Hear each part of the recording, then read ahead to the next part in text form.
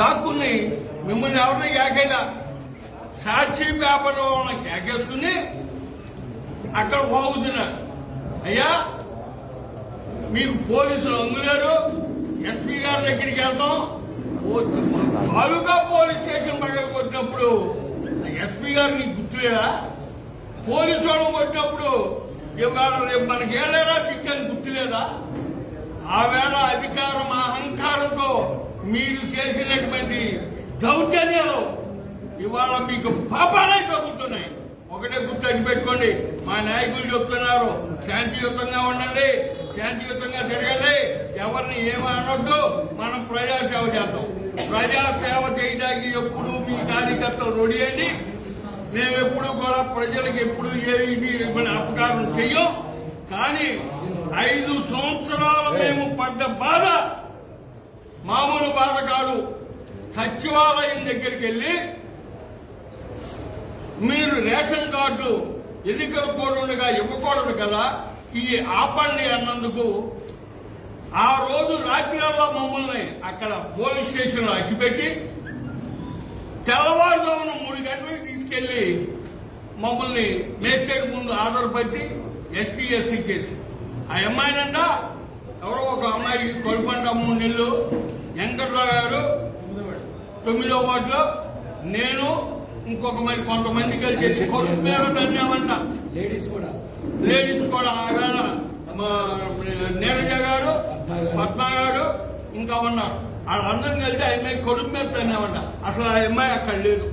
అప్పుడు తీసుకొచ్చారు, తీసుకొచ్చి కడుపు మీద తన్నారని తెల్లవారుజామున 3 గంటలకు పెట్టారు. ఆ రోజు మాకు తెలియదా బాధ? అలాగే పొట్లపాలెంలో పోతేపల్లిలో కానీ నిన్న కాక మొన్న పామర్తి రాజా నిజంగా ఆయన వాళ్ళ వనవలమ్మ గుడి కట్టుకుంటూ ఉంటే 5 లక్షల రూపాయలు చందా ఇచ్చాడు. ఆ చందా ఇచ్చిన దానికి కూడా మరి ఆ మాత్రం తనపోతే ఆ రుణం తీసుకునేది ఎట్ట? ఆ రోజున సైకిల్ ఇంట్లో పెట్టి గుద్దుతూ ఉంటే, కర్రలు పెట్టి కొడతా ఉంటే అదేదో మీడియా ముందు చూపించాం. ఆ రోజు తెలియదా? ఒకవేళ నీ పాపం ఏమన్నా ఆగిందనుకుంటున్నావు, ఏమీ ఆగదు నాని, నువ్వు గుర్తు పెట్టుకో. నువ్వు చేసినవన్నీ కూడా కొల్లు రవీందర్ గారు నిజంగా సేవకాన్ని చేయడు. ఏదైనా గట్టిగా అరిస్తే అగనే బాబు అనే మనిషి తప్ప ఎక్కడ గొడవలు ప్రోత్సహించని కొల్లు రవీందర్ గారిని 54 రోజులు నువ్వు రాజమండ్రి జైల్లో పెట్టిస్తే మొన్న ఆయన సంతోషంగా నేను 50 రోజులు ఉన్నాను, నాకు 50,000 మెజార్టీ వచ్చింది అని చెప్పి అంటామంటే మేము నవ్వుకున్నాం. దాన్ని కూడా సీరియస్ గా తీసుకోలేదు అనుకుంటా ఈయనని.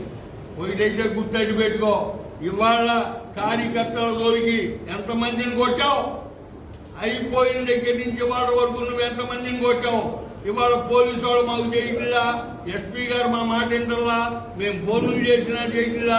ఇందాక గోపీచంద్ గారు చెప్పారు, ఇప్పుడు వరకు సీఎం మీ జగన్మోహన్ రెడ్డి రా బాబు, మేము ఎవరిని పోలీసు వాళ్ళని కూడా మార్చలేదు, ఆ పోలీసు వాళ్ళంతా మీరేగా. అట్లా బొట్టుని చెప్తున్నావు నువ్వే తప్ప మేము తెచ్చామా? ఏ బొట్టుని చెప్తున్నావు మాకేం తెలుసు?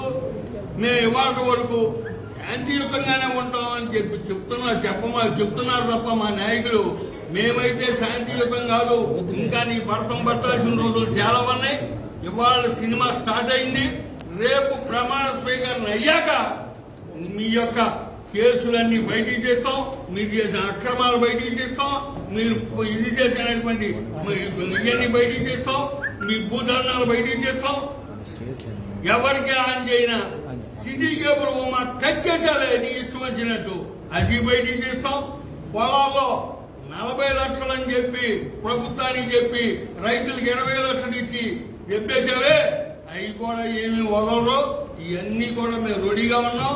రంగులు మార్పించావే, మా వాళ్ళు శిలాపలకాలు వేస్తే పగలు కొట్టించావే, ఆ రుణం ఎప్పుడు తీసుకోవాలి? మేము ఇదే కట్టయ్యో, మేము రెడీగానే ఉన్నాం.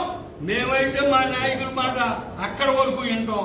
మేము చేసే పనులైతే మాత్రం నీకు అతి ఘోరంగా చెప్పాల్సిన బాధ్యత అతి కొద్ది రోజుల్లో ఉందని చెప్పి నేను ఈ మీడియా ద్వారా మీ అందరికీ తెలియజేస్తున్నాను. కాబట్టి నానే నువ్వు ఇవాళ ఏదో నేను ప్రతి ఒక్కరికి కాళ్ళకు పసుపు రాశాను అనుకుంటున్నాయో, అర్ధాయుషు మంత్రి అని నేను నువ్వు ప్రమాణ స్వీకారం చేసిన రోజుని చెప్పా. నువ్వు 2.5 సంవత్సరాలు వేసావు.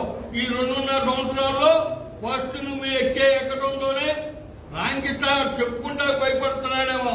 ఆయన గట్టలు వేసి ఆయన కాలేజీకి బస్సులు వెళ్ళకోకుండా ఆపినటువంటి దుర్మార్గుడు నువ్వు. ఆ రోజే స్టార్ట్ చేశాడో లేదో ఒక్కసారి అడగండి. రాంకిష్ణ కూడా ఇక్కడే ఉన్నారు. నేనైతే మీకు చెప్తున్నా, ఇవాళ మీరు చేసిన ప్రతి ఒక్క కార్యక్రమాన్ని నువ్వు ఎక్కడ ఏం కొన్నావు, నువ్వు ఎక్కడ ఏం ఆక్రమించావు, అసైన్మెంట్ భూములు ఎన్ని చెప్పావు, ఇవన్నీ కూడా బయటెట్టే రోజులు అతి కొద్ది రోజుల్లోనే ఉన్నాయి. ఇవాళ నీ వెనకాల ఉన్న చెంచాగాడు కొంతమంది వాగుతున్నారు మేము రెడీ అని. మీరు రెడీ అయితే మేము మొన్న అన్నాడు ఖర్చుపెట్టలు లేవా, మాకు కారాలు లేవా? అవును, మీ ఇళ్లలో ఉంటాయి. మీ ఉప్పు కారం లేకుండా తింటాగా మాకు ఖర్చుపెట్టు. మా ఇళ్లలో ఖర్చుపెట్టలు ఉండవుగా, నీ దగ్గర ఖర్చుపెట్టలే ఉంటాయేమో. మేము గొడ్ల పనులు కింద తాళ్ళు కొడతాకి చెట్లు కొడతాకి వెళ్తాం. చాలా పనులు ఉంటాయి మా దగ్గర ఆయుధాలు. అవి గుర్తెట్టు పెట్టుకో. ఈ యొక్క దీన్ని నువ్వు సమర్థించుకోకుండా నువ్వు నేనేదో ఇది కదా అని అనుకుంటున్నాయేమో. నువ్వు నీ మంత్రులు నీ సహచరులు అందరూ కూడా రేపు సాయంకాలం ఎల్లుండి సాయంకాలం ఎటో ఒకటి పారిపోతారన్న విషయం జనాలకి తెలియగానే మీరు పారిపోయే రోజు రేపే ఉందని చెప్పి మరీ తెలియజేస్తూ నాకు ఈ అవకాశం తిని అందరికీ ధన్యవాదాలు తెలియజేస్తాను.